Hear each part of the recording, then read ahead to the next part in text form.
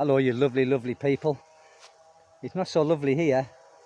As you can probably hear there in the distance, the chainsaws are working their little bums off, many of them, because of the typhoon, the storms and that, and the winds. It's knocked a lot of the coconut trees over to the point of no return, so for safety reasons they're cutting them down. So I do apologise for the sound if you can hear it. And this storm is probably making a lot of you foreigners think, what the hell have I moved to the Philippines for? Anyway, this is about some of us who sell everything in our home country and for a beautiful lady perhaps, and we decide to relocate on a permanent status to the Philippines. And some do it even before they have ever been to the Philippines. So some foreigners get that smitten with the girl that they've been chatting to, that they make a decision, I think a foolish and a rash decision, to actually sell everything in their own country and move here. And then they kind of soon figure out that maybe it wasn't the brightest thing to do, because many relationships do fail. There is nothing guaranteed in life, but what is guaranteed is if you still have your belongings and your assets in the country where you're coming from, then you can always go back. But if you get rid of everything, which I know many foreigners do, it can work both ways. It can work in a way where you think, well, I have to make it work here now because I've got nothing to go back for or to go back to. Or it can work as in, my goodness, what have I done? It's just gone wrong, now what am I going to do? And of course, many of us spend all of the savings that we have when we are here, whether it be through the girl, the girl's family. Obviously relevant, because once you spend it, you spend it. Now, if you have that income, or you're generating some kind of income here, then it could be maybe salvageable. Not your assets that you've already gotten rid of in your home country to come here, because that's probably not salvageable. So guys, just don't do that. I'm no expert on relationships. I'm no expert on doing right and doing wrong. It's just looking at some other channels and that, and seeing what some guys have done, and some forums, because I look out some forums of expats in the Philippines, and there's plentiful of stories on there where foreigners,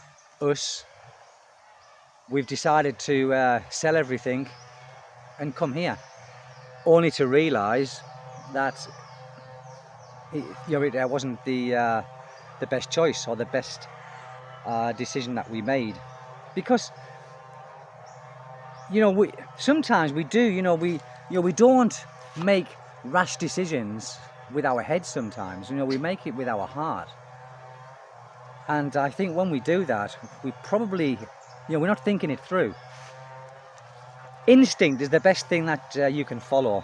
Follow the instinct. I mean, if the instinct is telling you to do something, then perhaps go for it. But I still wouldn't sell assets, especially your house in the UK, to actually come here.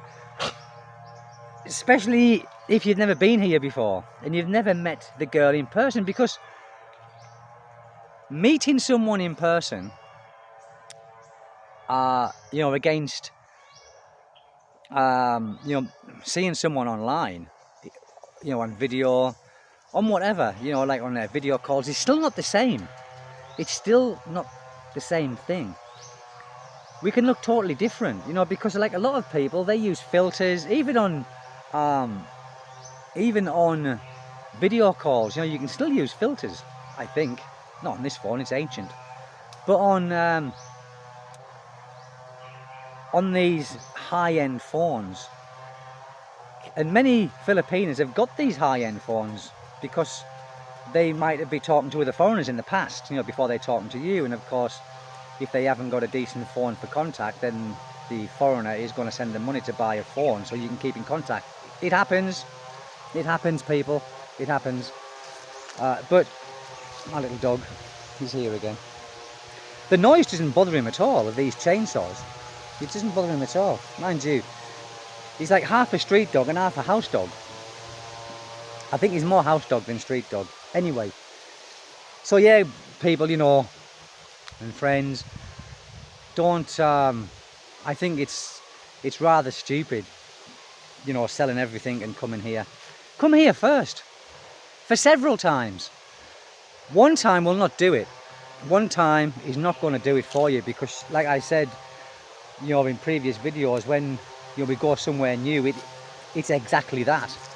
It's new, you know, we aren't seeing the bad things, or, you know, you might be seeing bananas in the trees, think, wow, I don't see that in England or wherever you're coming from.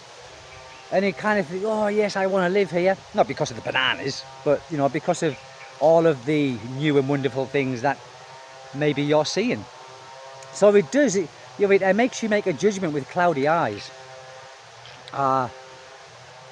Me, I think in the very beginning when I did come here, and I come here for the wrong reasons, really. And I'm saying this, I think, through my experience. Not that I sold, or, you know, like assets in the UK or anything like that, but I kind of came here with too much expectations. I did, really. And then, you know, when I met the girl, obviously the girl before my wife, obviously, I was quite, she didn't look the same. I will be honest. She wasn't ugly, but she didn't look the same in the picture, because in the picture, for some reason, I don't know why, for some reason, Filipinos like to make themselves look white and not morena or morena, whatever they call it, you know. In other words, their own natural body colour. So, you know, when I came and I kind of saw the girl that I was coming for 8 years ago, I was quite, whoa. Well, I wasn't sure if that was the girl or not when I saw her. That's how different she looked. That's how different she looked. Again, because of filters. I wasn't disappointed, but, you know, I didn't know it was her. I kind of half was thinking it was her, and then half, no, you know, it doesn't look like her. But why do Filipinos want to change their skin colour? I don't know. Maybe it's because they think that they've got a hierarchy in the society here. I really don't know. But some of them take this medicine, can't remember what it's called, and you can get it injected, you can take it orally. I think you can even get the cream, I think. And it just makes your skin white. For the life of me, I don't understand that. But there you go. I mean, if it makes the person feel better and more confident, then that's okay. Each to their own. And also, don't let these girls that you're, or girl, that you're coming here to see force you into doing anything. Like, perhaps, oh, come now, come next week, come next month. Do it in your own time. Because think about it, they're not making any sacrifice. You're making a huge sacrifice, and big expenditure, if you like, as well, because it's not cheap. You know, these days, flights, you know, the accommodation, it's not cheap, especially if you're coming from, you know, the States or, you know, like European countries. It's not like coming from Australia or New Zealand, where it's relatively close, a 6 or 7 hour flight. From the UK, it's like 17 hours to Hong Kong, or 17.5 hours to Hong Kong from Gatwick, then Gatwick to Cebu or Manila, and then from then, you know, to where I am in Dipolog in Mindanao. It's not an easy thing to do. Yes, it's exciting, because, you know, especially if you've not been to the Philippines before, it is very exciting. But at the same time, it's not exciting enough to give up everything in your home country to actually come here for something that might not work. Because you might be thinking, and you know, like I said, when there's women involved, you know, we, me, everybody, or a lot of us, think with the wrong tool. And we can be thinking, well, the benefit of the Philippines is so much better than living in England. Let's just say because of the situation in England right now. And the cost of living in England. But it's not all honey here. It's not. You know, when that novelty wears off of you being here, and let's just say you have sold things in your home country and you're thinking, oh my God, you know, what am I going to do now? There's not a lot you can do, is there? You know, you can either swallow your pride, go back home with your tail in between your legs and start renting, or stay with family or friends. But how bad would that look on yourself if you're a proud person? So just don't sell your assets. Don't sell your assets. And even if you've been here a few times and you think, yes, the Philippines is the place for me, selling your assets in your home country to live in another country, I don't think it's the thing to do. I mean, if you want to sell the place and free up some money, great, but don't sell it thinking you're going to live in the Philippines for the rest of your life, because nothing is forever. And like I've said in previous videos, living in these challenging places, like these typhoons we've had, and there's still more coming, these tropical storms, and where we are here, we haven't got it as bad as what they have further north. There's some people there flooded out, there's landslides, you know, there's all kinds of air calamities up there. Here, we only got the winds and the rain, and it wasn't as bad as what it was. But, and of course, you know, we had a brownout all day yesterday, all day. The day before, it was off in the night time. It come back on for an hour or two, and then it went off. And some of these barangays where we live, the water is done by a pump. And of course, no electric or no sunshine, because some of them are solar as well. Then you've got no water pressure, so you've got no water. So then you have to go and find a bumba, someone who's got a bumba around here. And then you've got to go back to the Stone Ages as far as us foreigners are concerned and go and book us of water. We're quite lucky because I've got a well as well. A well as well. I have a deep well, which I used to use before we connected to the barangay water supply. So I've always got water. If there's a brownout, I've got a generator, so I can plug everything into the generator. I can pump up the water from the well, which is relatively, well, in fact, it is clean because we had it checked by the, was it the DHW, I always get that mixed up, DHWD or something, you know. It's like the local council, and they come and did a water test, like a purity test, like as they call it, or a sanitary test. And it's drinkable. I would never drink it. Never in a million years. So we've always got water regardless. We've got electric regardless because of my generator. But for you guys who are coming here, you probably won't have any of this. You might be renting an apartment. They won't have a well. They certainly won't have a deep well in the apartment. You will be getting your water from the barangay. And like I said, the inclement weather, and we do get lots of them at this time of year. I think every year I've been here, it's been no different here where I've been. We get the typhoons come through lashing around, and because we live in the forest, out, you know, on the outskirts, not in the forest, then we do get like a lot of trees come down, especially coconut trees. They don't actually fall, but they tilt over to a degree where it's just unsafe, and the people come out and cut them down, and they use the wood for something. In fact, they sell it to for scaffolding or to make little bi-high core-bores or for something, you know, it's not wasted. But for where you will be, you know, you probably won't have that. Unless you've been here for quite some time, you've built your house, you know, and all that kind of thing. Even if you do build a house like I've done here, and you have assets, and you think, well, now I do live in the Philippines. I'm full-time in the Philippines. This is what you will be thinking to yourself. And you might think, well, I've got this in England, I've got that, or wherever you're coming from. I'll sell that because I don't need that. If you don't need it, then it's fine. But you've got to keep it, you've got to give yourself like a reality check from time to time, and you got to think, what if? Now, not what if the relationship doesn't work, what if that, what if this, but you've still got to think, what if I had to get out? What if things did go wrong? I still need something back in my home country. Or if you've got, copious amounts of money, it doesn't matter. You can restart, you can do whatever you want, but most of us haven't. So you've got to think of these things, people.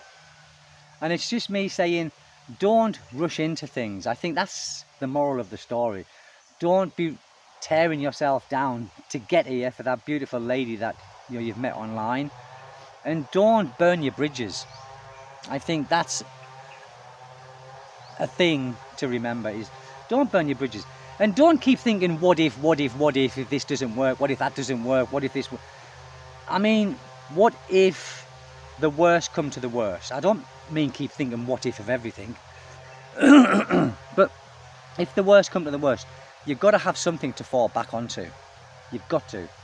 If not, then you could end up homeless in the Philippines, and you would be surprised how many homeless foreigners there are here. Even in this little small place, there's a couple of homeless. My one died, and the other one, I don't know where he is, but there is a couple here, probably more that I don't know about. But further towards the bigger cities, Cebu, Manila, all these places, what started off as a dream for some of us have turned into a nightmare. I'm not sugarcoating things, guys. I'm really not. I'm just telling you how it can be and how it has happened to some foreigners. But don't let it put you off coming here. Come here, but don't sell your assets. Not for a certain amount of time anyway, minimally. Because we all know what can happen. Relationships are relationships where no matter where you are in the world, things go wrong. Just because you're in the Philippines, and these Filipinos are lovely people, they really are. Most of them. They are very loving and loyal and caring, and they will take care of you. But there are some that will not. And also, you've got to think as well, is me saying about the Filipino, you might not like it here after a certain amount of time. So you might love your Filipino, but you might think, I just can't live here. I can't live here. But because you've sold your assets, where are you going to go? What are you going to do? And obviously at this moment in time there is a war going on. I don't know how deep the war is, but I think it's just a border war at the moment between Cambodia and Thailand. So I don't know what's going to happen with tourists there. Will they be affected? I suppose it depends how long this or how intense it gets, this war. So there's always these things to consider. And also, we've got problems here with the Chinese, I think, in the South China Sea. Whether it will sort of extend into conflict or not, probably not. Hope not. But I don't know, So we might have to move if conflict happened here. I wouldn't stay in a country where there's a war going on, especially when it comes closer to you. You want to get out and take your family with you, if at all possible. And that's why I'm going through the process now of getting my son his British passport, and getting my wife. She's already got her passport, but she keeps toying with the idea of wanting to go to England for holiday. Then she says she doesn't want to. Then she says, oh, maybe. So, it's up to her. But all the time she's got that passport, my boy's got his passport, and he's got his British passport, then we can get out if the worst come to the worst, which I don't think it ever will. But who thought Cambodia would start a war with Thailand a few days ago? He's been on the cards. There's always been a bit of a conflict there, but who thought this? So, like I said, you've got to prepare for the unexpected. There's a tree going to go over there. I don't know if you can see it. Where am I? Over there. That's bending right over. So that one will come down as well, I would imagine. So I do apologise for the noise. So that's why I'm going to go now, people. And take care. If you're in the Philippines right now, take care, because there's more typhoons coming. There's more inclement weather. There's lots more rain coming. I feel sorry for these guys who are in these places that are getting flooded. I do, really. We don't get flooded here because we elevated, but obviously some people aren't, and they really copping this bad weather. So I do feel for them. But listen people, that's enough of that because of this chainsaws going on in the distance. Take good care wherever you are. God bless you, and whatever you're doing, do it well. Thank you people. Bye bye.